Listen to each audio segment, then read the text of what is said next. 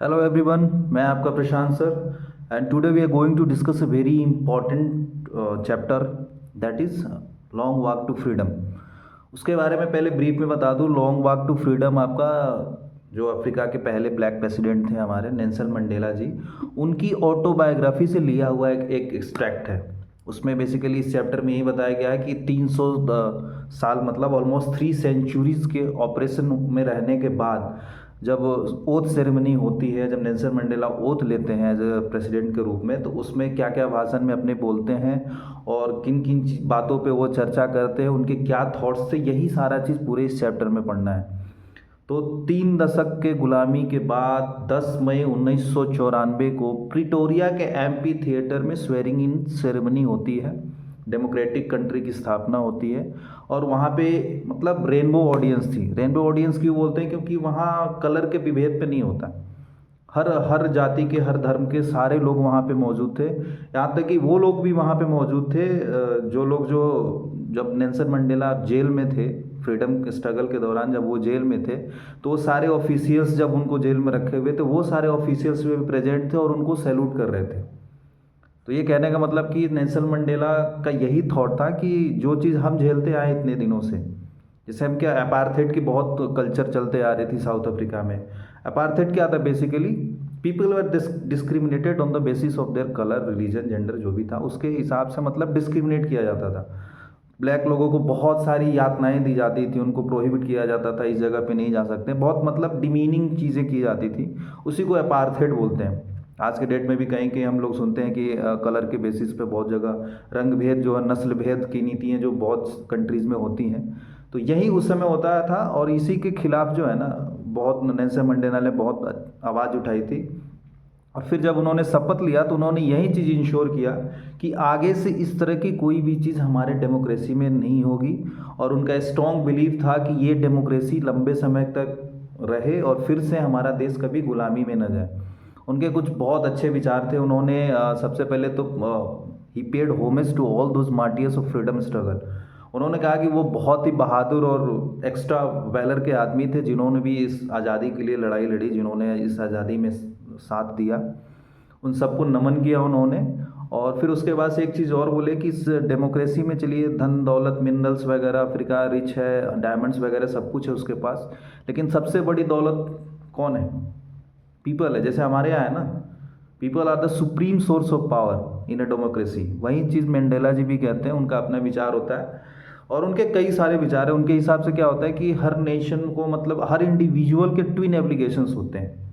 Twin applications मतलब दो दायित्व। एक पहला तो वो खुद के लिए, उसके परिवार के लिए जो होता है, और दूसरा जो दायित्व है वो उस देश के लिए और कम्युनिटी के लिए, बाकी अदर सोसाइटी के लोगों के लिए। ये दोनों दायित्व को लेके आदमी चलेगा, वही बढ़िया से अपना जीवन मतलब कंट्रीब्यूट करेगा देश के लिए कुछ। और वो कहने उनके, जैसे नेल्सन मंडेला अपनी जर्नी के बारे में भी इसमें चर्चा करते हैं। वो बताते हैं कि जैसे जैसे वो बड़े हो रहे थे, जब बचपन में थे, तो उनको इस चीज़ का बिल्कुल एहसास नहीं था कि वो एक गुलाम है। लेकिन जैसे वो 10 साल उसके बाद से उम्र गई तो उनको फिर इस चीज़ का पता चलने लगा कि मैं गुलाम हूँ, और सिर्फ मैं ही नहीं गुलाम हूँ, मेरे परिवार के बाकी जितने भी मेंबर्स हैं, मेरे माता पिता, मेरे परिवार के लोग, अगल बगल के जो भी लोग हैं, ये सारे हम लोग गुलामी में जी रहे हैं। और फिर उसके उनके मन में ये ख्याल आया कि हमको इस गुलामी से मुक्त होना चाहिए। हमें भी हक है, अपनी राइट्स है कि हम ढंग से ये नस्ल भेद के खिलाफ आवाज़ उठाएं और सही तरीके से समानता के साथ रहें। इसीलिए उन्होंने बाद में नेशनल कांग्रेस ज्वाइन कर लिया था और उनके साथ फिर फ्रीडम स्ट्रगल में साथ दिया था। तो कुछ इस बेसिकली ये सारा चीज़ में दिया हुआ है। अब कुछ कोट्स हैं नेल्सन मंडेला के जो ज़्यादा पूछे जाते हैं कि उनका थॉट्स क्या था, वो उनका मतलब कोटेशन क्या क्या थे, बाकी चीज़ क्या थे। जैसे उनका एक लाइन है कि ब्रेव आदमी वो नहीं है जो डरता हो, the brave man is not one who is afraid but the one who conquer its. कहने का मतलब बहादुर आदमी वो नहीं है जो डरता है, डरता कोई बात नहीं, लेकिन जो उस डर पे विजय प्राप्त कर ले वही असली बहादुर आदमी है। और यही यही सारे थॉट्स ना आपके एग्जाम से बहुत ज़्यादा पूछे जाते हैं कि कभी भी जैसे सबसे पहले तो ये कि सस्टेन क्यों करते हैं। उसके बाद से उनके स्वेरिंग इन सेरेमनी हुई थी तो दो नेशनल एंथम गाया गया था। तो ये पूछता है कि क्यों दो नेशनल एंथम गाया गया था। तो मंडेला के हिसाब से कहने का मतलब इतने सालों से हम जो नस्लभेद का शिकार हुए थे, तो जब हमें मौका मिला है, हम जब आज़ाद हुए, हमें मौका मिला इस देश को चलाने का, तो मैं भी उसी चीज़ को सेम फॉलो क्यों करूँ। तो उन्होंने कहा कि अब सब हम लोग मिल के रखेंगे। आज के डेट में भी जो साउथ अफ्रीका में देखते होंगे बहुत सारे लोग हैं, वाइट्स पीपल, ब्लैक पीपल, सब मिल के रहते हैं, मिल के सरकार चलाते हैं, प्रशासन में सब कुछ साथ में चलते हैं। तो वही इनका कहना था कि जो चीज़ हम झेलते हैं उसी चीज़ को फिर हम फॉलो करते हैं कि अब सिर्फ ब्लैक पीपल, अब जैसे जो वाइट पीपल वहाँ बस गए थे, रह गए थे, अब उनके खिलाफ ये भी नीति ला देंगे कि ये लोग नहीं रह पाएंगे या फिर उनको गुलाम बना देंगे, तो सेम चीज़ होता ना। फिर डेमोक्रेसी और इतना जो ये जिस वैल्यू के लिए लड़ाई लड़ रहे थे, ये लड़ाई फिर बर्बाद हो जाती। तो यही मेन चीज़ होता है, क्वेश्चंस में यही आपको पूछता है कि क्यों मिक्स्ड इतने डिग्नेटरीज क्यों स्वेरिंग इन सेरेमनी में आए थे, क्योंकि ऑलमोस्ट 300 साल के बाद आज़ादी मिली थी अफ्रीका की, और मंडेला ने फिर सबको इनवाइट किया था, बिना किसी भेदभाव के सबको इनवाइट किया था। On it didn't discriminate anyone on the basis of gender, race, caste, colour etcetera. वो सबको इनवाइट किए थे और उनका कहना यही था। वो यहाँ तक कि जो उनको जेल में रखे थे ऑफिसर्स, वो भी इनवाइटेड थे, सारे लोग को इनवाइट उन्होंने किया था। और कहने का मतलब ये है कि हर किसी को अपना रूट्स पता होना चाहिए। हमने अभी तक जिस चीज़ की लड़ाई लड़ी है वो सारे चीज़ का हमारे जेहन में होना चाहिए।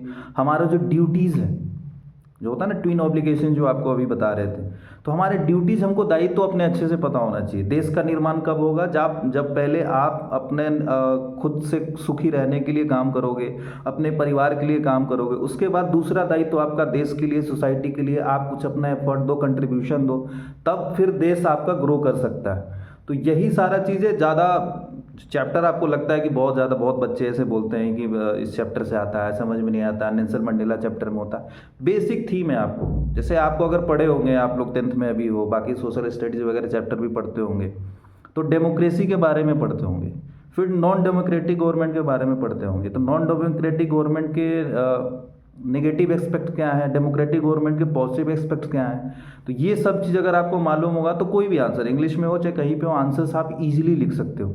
और यही चीज़ कहना, जैसे मान लीजिए ये चैप्टर है आपको, ये चलो आप एक बार पढ़ लोगे, उसको देख लोगे, ठीक है, लेकिन अब चैप्टर में ये आ गया कि फ्रीडम का क्या महत्व है, नेल्सन मंडेला के हिसाब से क्या था, उनके हिसाब से। तो जैसे एक थॉट्स और आता है, आपको छूट गया, जैसे उनके कहने का मतलब क्या था कि oppressor is as much prisoner as the oppressed. कहने का मतलब जो लोग गुलाम बनाते हैं वो भी फ्री नहीं है, उनको भी फ्री होना चाहिए।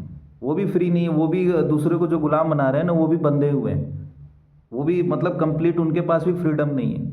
और यही उनका मतलब बहुत ब्यूटीफुल मैसेज देते हैं। तो ये सारा मैसेज पूछता है। दूसरा एक चीज़ ये जानना है कि अब फ्रीडम का असली मतलब आप जान जाइएगा। तो ये जैसे एक और चैप्टर मान लीजिए, अगला पोएम है a tiger in the zoo. तो वो जब पोएम है उसमें भी टाइगर इन द जू, तो उसके भी पीछे पोएट का मीनिंग यही है कि जू वाला टाइगर जो है कैसे अपने आप को जो फील करता है इनस्लेव्ड है, जबकि वहाँ भी वो नेचुरल हैबिटेट बनाने की कोशिश की जाती है। जू वगैरह में उनके लिए भी सारा जगह है, पानी है और सब कुछ दिया जाता है। लेकिन आदमी सबसे ज़्यादा फ्रीडम कब महसूस करता है, खुश कब रहता है, जब पूरी आज़ादी हो, उसकी पूरी ऑटोनॉमी हो खुद का डिसीजन लेने का।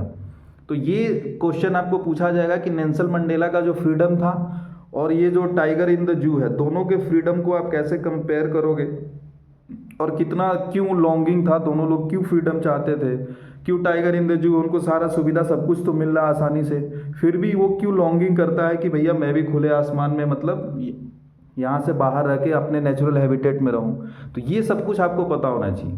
अब जैसे टाइगर है, वो नेचुरल हैबिटेट में क्या है, वहाँ उसको शिकार करने का और बाकी चीज़ें मिलेंगी, वो उसका मूल नेचर है, तो वो फ्री होके रह सकता है वहाँ।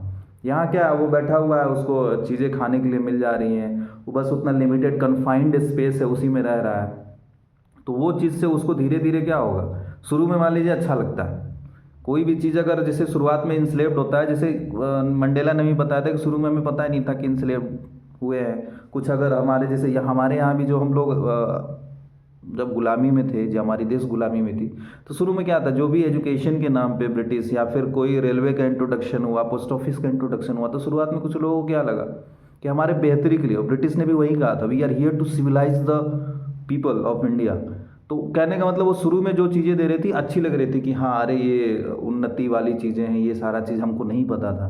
लेकिन धीरे धीरे फिर आपको क्या चलेगा। जैसे शेर को क्या है, चाहे टाइगर जो रह रहा है उसको क्या होगा कि अब उसका मूल नेचर जो है वो हंटिंग करने का, जो उस एडवेंचर था उसमें, वो ख़त्म हो गया। अब बैठे बैठे खाना मिल रहा है, कोई काम नहीं, बैठना ही है, लोग आ रहे हैं देख रहे हैं, वही बोर हो जाता है। वही धीरे धीरे आपको पता चल रहा है कि आपकी सारी चीज़ें, सारा फ्रीडम अब छीन लिया गया है। आप खुद से क्या बोलते हैं, डिसीजन लेने के लिए आपके पास कोई क्षमता नहीं। इसी चीज़ को बस आपके आंसर्स में लिख देना है कि ह्यूमन हार्ट में कभी भी नफ़रत नहीं, प्यार होना चाहिए, और हर किसी को इक्वल नज़रों से हम ट्रीट करेंगे। हम लोग कोई भी भेदभाव नहीं करेंगे। तो आई होप सो ये पूरा चैप्टर आपको एक दिमाग में समझ में आ गया होगा। बहुत ईजी है। होता क्या है कि हम दिमाग में बैठा लेते हैं चीज़ों की, नहीं ये क्या है ना कि एक लाइन बाय लाइन हम देख रहे हैं सारा वर्ड, ठीक है। उसके कोटेशन, जो मेन कोटेशन है, जो उनका जो कोटेशन है, फियर वाला जो कोटेशन है, या फिर ट्विन ऑब्लिगेशंस वाले हैं, या फिर वो कैसे जब छोटे थे तो कैसे वो चीज़ देखते थे, कब कैसे उनको एहसास हुआ कि अब मैं फ्री नहीं हूँ, ये सारा चीज़ बस देख लोगे आंसर्स में। बस अपने अपने दिमाग से लिख लेना है। यही होता है मतलब कॉम्पिटेंसी बेस्ड या कोई भी क्वेश्चन क्या होता है, आपकी समझ कितनी विकसित हुई है। तो आई होप सो आपको चैप्टर समझ में आया होगा, और उम्मीद है अगर आपको पसंद आए तो प्लीज़ लाइक, और दूसरे भी बच्चे जो भी 10th के दे रहे हो, आपको लगता होगा ये सीरीज़ रिवीजन वाला अच्छा है, तो प्लीज़ उनको भी बोलिए कि लाइक करें, सब्सक्राइब करें। और मिलते हैं अब अगले चैप्टर का डिस्कशन के साथ। Thank you all.